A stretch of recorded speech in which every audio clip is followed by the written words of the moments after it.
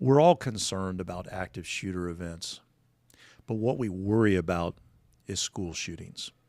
And as responders, we're all adults trying to figure out how do we handle those the best way possible. I thought it might be an interesting take to hear from a high school student themselves how they feel and how much they worry about active shooter events. Coming up today, joined by high school student Ryan, 16 years old, sophomore. Stick around. Coming up.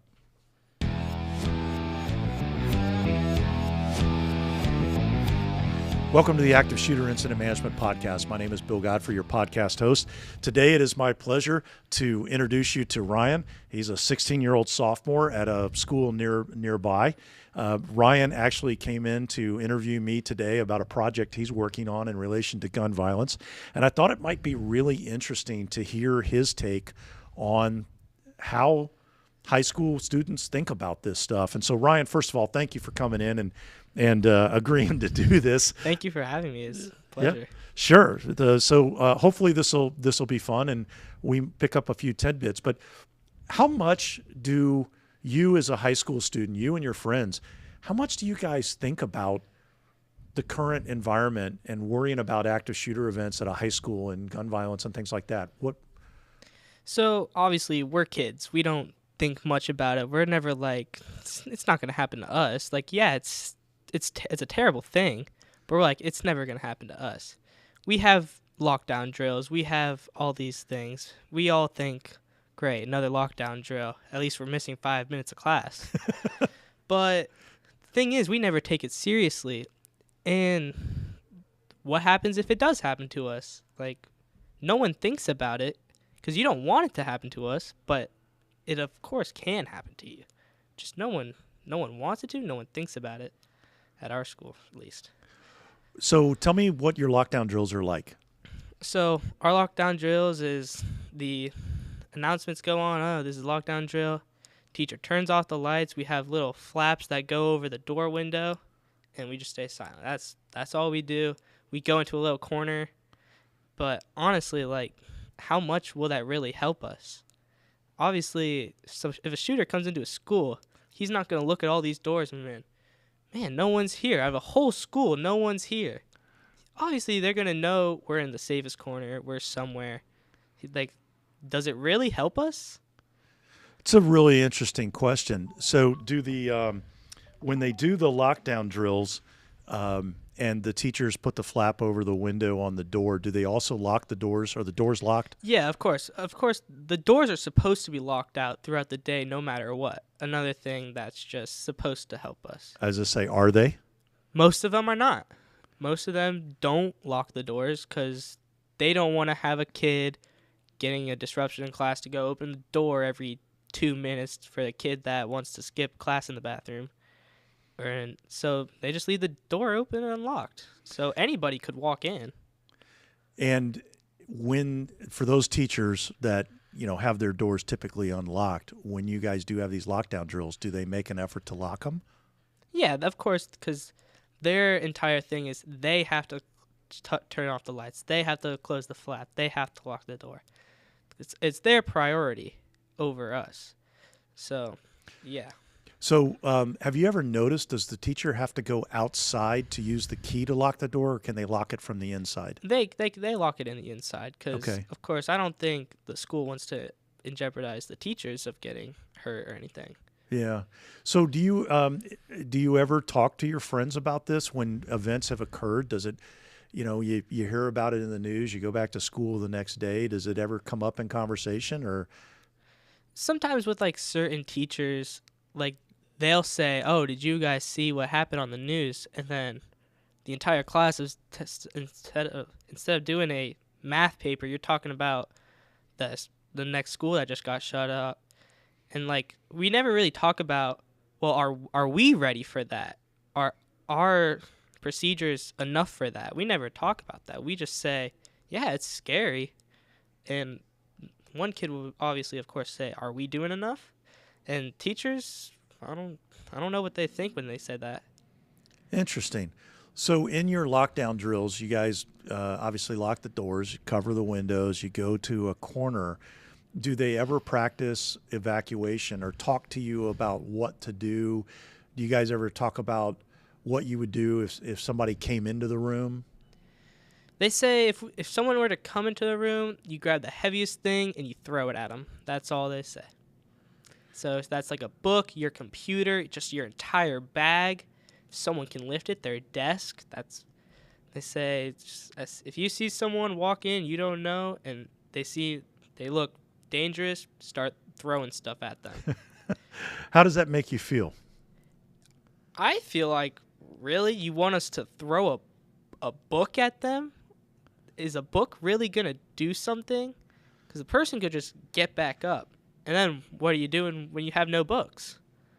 You're done. So you feel like might need a little more I flushing guess out of the so. plan? It's got to be something at least. I mean, some of the rooms at our campus have a back door that leads to just the courtyard. But the courtyard's the most unsafe place on the campus. Why do you say that? It's just way too open. So if someone were to come to your school, I'd rather stay in that room than run out in the courtyard and risk being seen from like 100 feet away across campus, and then now you got a guy chasing after you, and you may not even know it. Interesting. Have you ever been in the hallway when they've done a lockdown drill or seen what happened? Let me rephrase that. What happens when students are in the hallway? Do they do a lockdown drill in the middle of changing classes or things like that? Now, personally, during the drills, we've never said anything like, well, what if we're in the hallway? I think I've heard one say, oh, go in the bathroom. That's your safest. But again, if you're in the bathroom, where are you going to go out to? Just back into the hallway? There was a time last year, so it would be my freshman year, where everyone was changing classes. No one knew what was going on. And the teachers are screaming, get back to class, get back to class. We're in a lockdown drill. And no one knew we were in a lockdown drill because they didn't announce it. So, like, we all get to class and we're like, what's going on? And then we later find out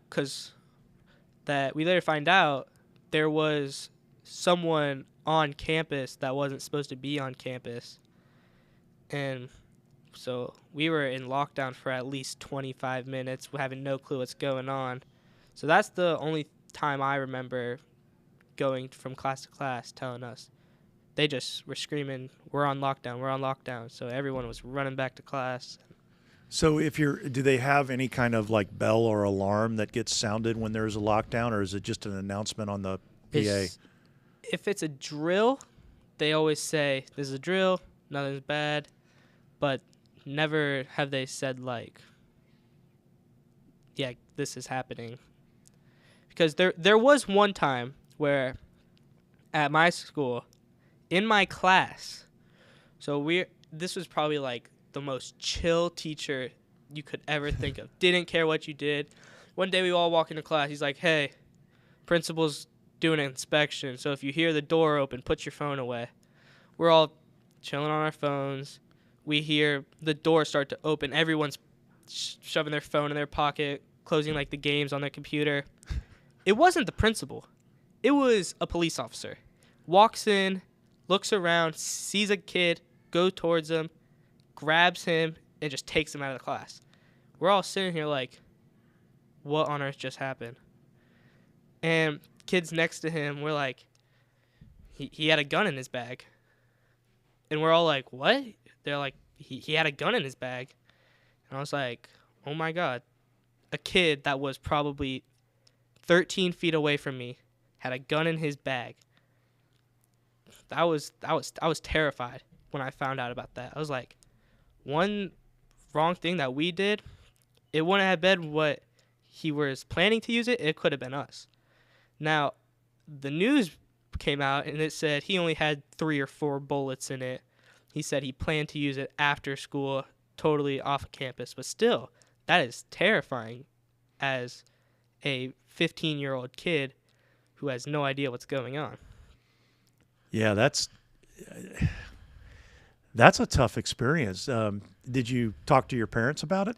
Yeah, I watched the news broadcast with them. They were like, "You were in his class?" I was like, "Yeah, me and my best friend sitting right next to each other. We were playing games on our computers. We hear the door open. I'm like, yo, close out real quick. Get back to work." And we look, because I sat right next to the door, so I would hear it perfectly. I'm like, he's here, he's here. And we're like, oh, that's not our principal. That's a police officer. Okay, what is he doing here?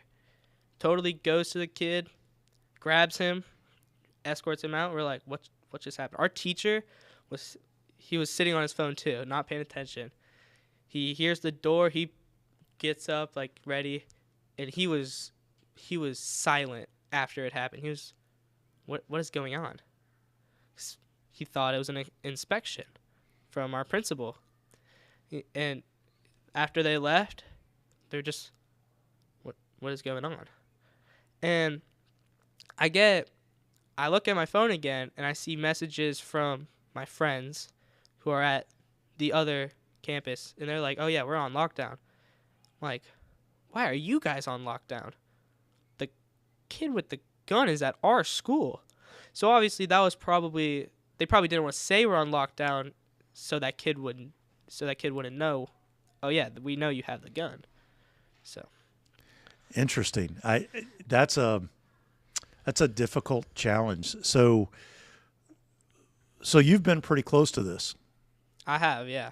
And in the days that followed, did you have conversations with your friends about it, but beyond the immediate shock or Well, the next day, some kids didn't come to school because like they were scared or whatever. They didn't feel right. I went to school because I was like, it's just one thing. He's gone. He's expelled. So I went to school. My first period teacher, we didn't do anything in class. We just talked about what happened. And there was a kid in that class who was in my first period, and we were talking about it like, yeah, we were in that class. He didn't like hint at it. A lot of kids were saying like he was showing it to people in other classes, so that's he would have got caught. But like many classes were just dropped whatever we were doing, and we're talking about this now. wow? So let me change directions here a little bit. So you've talked about some things that you think don't make sense and are particular gaps in your school. What do you wish adults would do about this? What do you wish the adults would do differently as parents, teachers, school leaders, police officers, school resource officers? That's a hard thing because like it's not really what can they do. It's what do you not. It's not what do you want them to do. It's what could we do, and in that situation, what can teachers really do? Yeah, they can lock the door, turn off the light, close the flap. But what do you do after that? Do you just sit in the corner silent, or do you have or do you call 911 instead of thinking someone else's? So it's just like, what is there really to do in a classroom with books as your defense? These are good questions. Let me share a couple things with you that I would suggest, so just so you know, because I don't want to let the opportunity slide by. So turning off the lights and getting in a corner out of sight has proven to be, first of all, the locked door is proven to be a significant deterrent in keeping an attacker from coming into a particular room. It takes time to breach a lock, breach a door. On TV shows and in the movies, they show somebody shooting the lock and coming right in. It doesn't work like that in real life. Most of the time, if you shoot a lock, you're going to get a ricochet, and it's a 50-50 chance you're going to hit yourself. So it just doesn't work like it does in the movies. So a locked door is an impediment. It's a time barrier. And most attackers will then move to a different target, either somebody that's in the hall or another door that's open. So a locked door is the biggest deterrent. There's mixed reality on whether closing the flap or leaving it open and being out of sight of it are good or bad. There's mixed schools on that. Obviously, lights off and being somewhere where you're out of sight, quiet, does call into question, is there anybody in this room? Are they at the lunch room? Are they out on the, on the PE field or whatever? Now, sitting tight, what I would say to you, there's, you've heard the adage, run, hide, fight. Have you ever heard that before? Mm-hmm. Okay. Have you heard avoid, deny, defend? No. Okay. So the first instinct really should be to run and get out of the area. It's interesting that schools have defaulted to the second thing, which is to hide. And there's reasons why that is kind of a sound strategy, but there's also gaps in that. And so, what I taught Abby, my daughter, who what I taught Abby is if you can run, run. And if you're forced into hiding, be prepared to fight at a moment's notice. Now, the books and throwing things at them is one thing. I think you've got a better weapon in every classroom, and that's the fire extinguisher. Somewhere near the door, generally, is going to be a fire extinguisher hanging on the wall. And usually it's a 10-pound fire extinguisher, and it's almost always metal. That's a very good weapon to hit somebody with, but you know what else is good? When you pull the pin and squeeze the handle and spray it in somebody's face, it sprays a powder foam that actually makes it a little bit challenging to breathe. It'll make you cough. It will get in your eyes. So if you have a fire extinguisher ready to go and somebody comes in the room, and you can shoot that from 8 to 10 feet away as you're moving up towards them to get them covered in the stuff. And then when you get closer to them, you hit them in the head with a 10-pound steel object. So I think that would be more effective than a book, which I would suggest to you. The windows in your classroom, because every school has to have windows, are they low enough to the floor that if you guys broke the windows out, you could get out through the windows? Now, the classes I have at my campus, there are no windows. Really? Now, I think the only ones with windows are the ones upstairs where we are not by the ground. So obviously that would not be, but instead of that, they have a storage closet which leads to a different classroom. So that is kind of like their escape route. The second way out is through the storage closet. And can you actually get through the storage closet, or is there so much crap in the storage closet? This one, the one that I have at least, yeah, you can. My teacher is he's very organized with it. And you could easily just run right through to the other class, or if you needed to, just run to the back of it and then hide there. Yeah. Well, the other thing you can do would be to break, if you do have a window, is break out the window to escape. Now, the thing that most people, so again, the fire extinguisher, great tool for that. Use the butt of the fire extinguisher against the window and break it. But then before you try to go through, use the fire extinguisher to go around the frame to knock out all the little pieces of glass so that you can try to avoid cutting. If you have time and there's a blanket or a cloth or something like that to lay over the frame so that as you're going through it, people don't get cut. But if you hear a gunman coming and you have a window to exit out of, I wouldn't hesitate to break out that window, rake the frame is what we call it. And you can use the fire extinguisher, use a stick, you could use a book. You could use the edge of a book to rake out that frame and get the glass and get out of the window. Even if it's a second story window, okay, that isn't going to be fun. But if you're able to get out the window and hang and drop, you're actually only dropping about 8 to 10 feet. Now, in my case, I'd end up in the hospital if I dropped 10 feet. But you're young kids, you're going to typically be able to drop 8 to 10 feet, probably land on your feet and run away. You might have a few people that twist an ankle. You might even have somebody that breaks a bone. That'll heal a whole lot better than a bullet wound would. Yeah. So, those are things that you can do. How does that make you feel talking about that? I've talked about it before with my parents, friends, people at school, teachers. So it doesn't bother me at all. So yeah, get away. Now, how much do you know, if anything, about how to help somebody that's been shot? Have they done anything to teach about bleeding control or anything like that? I'm sure they have, because they have what are called HOPE classes, and that's for start. It's mainly known for like PE, But then it also has like CPR and health things. So I'm sure those classes would be much more helpful in that situation. Sure. So with gunshot wounds, there's kind of limited options on what you can do to really help somebody. The number one thing is to control the bleeding. Get the bleeding stopped if you can, but if you can't get it stopped, get it slowed down. The best option there is what we call direct pressure. You could take, any cloth, a towel, a rag if it's not filthy, a shirt,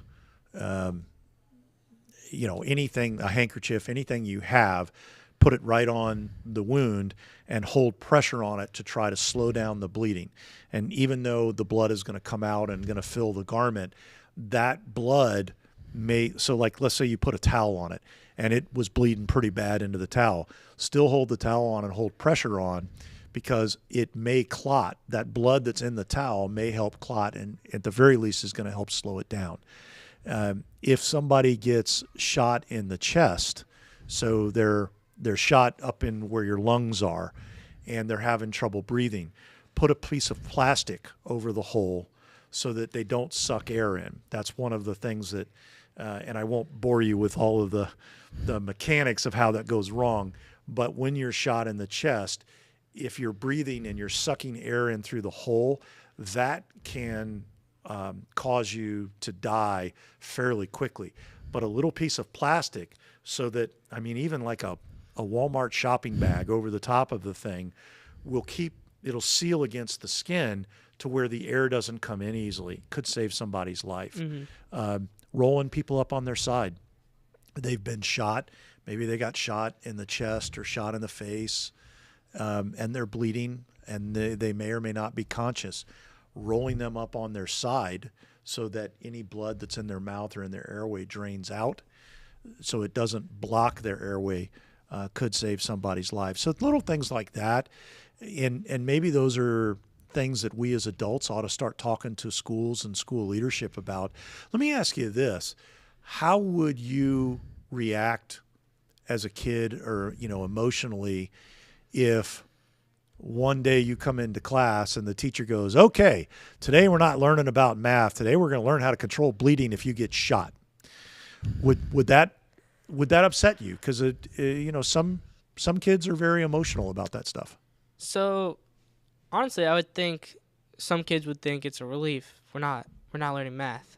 And other kids would be like, why do we need to learn this? And then obviously I would think like, oh, this is great. I'm gonna need to know this eventually, because what if something happens? It's always about what if. It's always what if you get shot? What if someone else gets shot?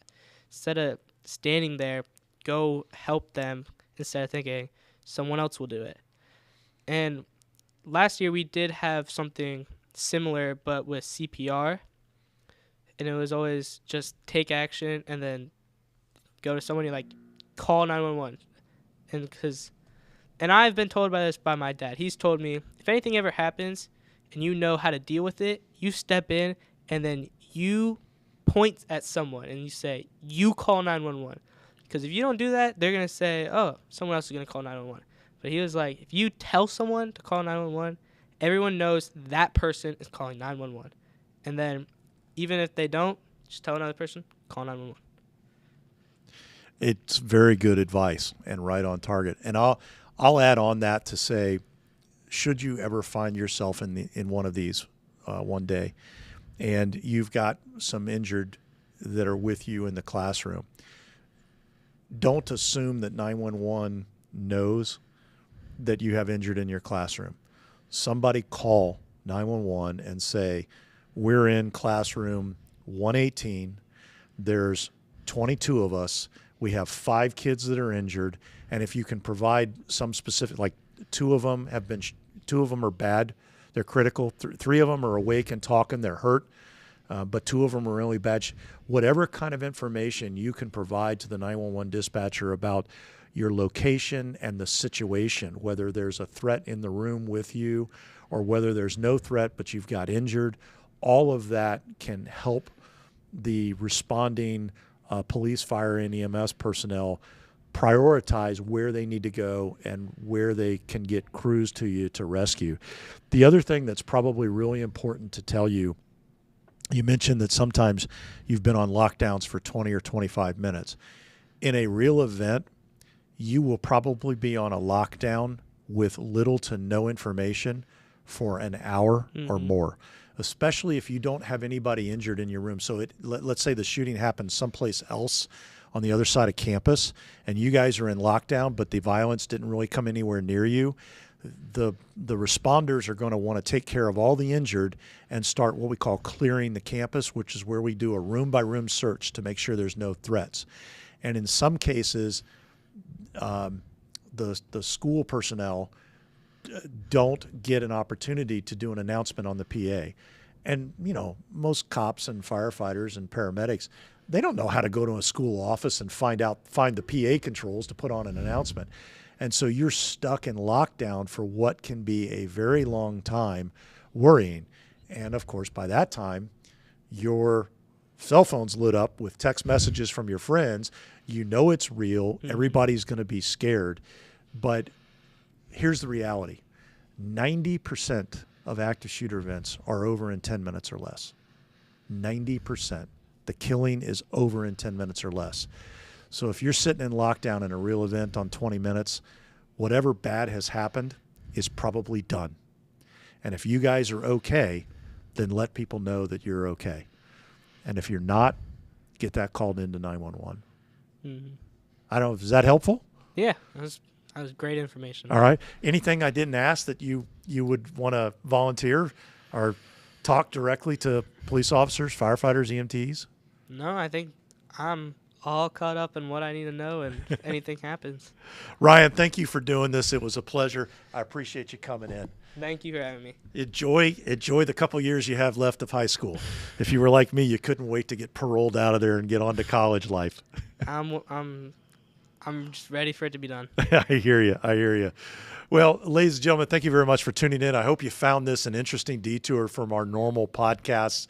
We'll get it posted as soon as we can. I want to say thank you to Carla Torres, our producer, for getting this put together so quickly. And until next time, stay safe.